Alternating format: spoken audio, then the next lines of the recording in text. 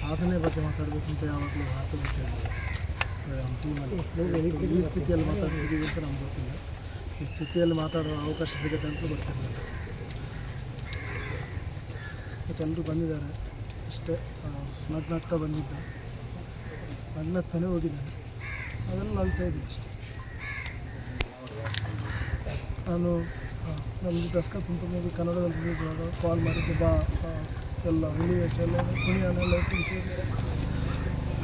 ಬರೋಕ್ಕಾಗಲಿಲ್ಲ, busy ಇದ್ದೆ ಅಷ್ಟು. ಅವನು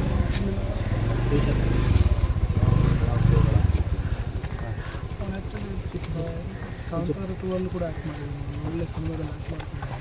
ನಮಗೊಂದು ಸಂಭ್ರಮ ಇತ್ತು, ಒಳ್ಳೆ ಕ್ಯಾರೆಕ್ಟ್ ಮಾಡ್ಕೊಂಡು ಬರ್ತಾ ಇದ್ದಾರೆ. ಶೋಗಳಲ್ಲೂ ಕೂಡ ಮಿಂಚ್ತಾ ಇತ್ತು. ಇಷ್ಟು ಬೇಗ ಅವನ ಒಂದು ಜರ್ನಿಯನ್ನು ಸ್ಟಾಪ್ ಮಾಡ್ತಾನೆ ಅಂತ ಗೊತ್ತಿತ್ತು. ಅಂದರೆ ಅದೇ ನಾವು ಇಷ್ಟು ಜನರು ಇವತ್ತು ಇಲ್ಲಿ ಏನು ಸೇರಿದ್ದಾರೆ ಇದೆಲ್ಲ ಕೂಡ ಅವನ ಅಭಿಮಾನಿಗಳಾಗಲ್ಲ. ಬಿಕಾಸ್ ಅವನು ಯಾವಾಗಲೂ ಒಬ್ಬರಿಗೆ ನೋವು ಮಾಡಿದವನು, ಯಾವಾಗಲೂ ಖುಷಿಯಾಗಿದ್ದಾನೆ. ಅವನಿಗೆ ನೋವಿದ್ರೂ ಕೂಡ ತೋರಿಸ್ಕೊಳ್ತಿದ್ದೀನಿ. ಎಲ್ಲರ ಜೊತೆ ಮಿಂಗಲಾಗಿ ಜಲ್ಲಾಗಿದ್ದಾನೆ. ಲೈಫಲ್ಲಿ ತುಂಬ ಖುಷಿಯನ್ನು ತೋರಿಸಿದವನು ಅವನು. ನಮ್ಮ ಇದು ಟೀಮ್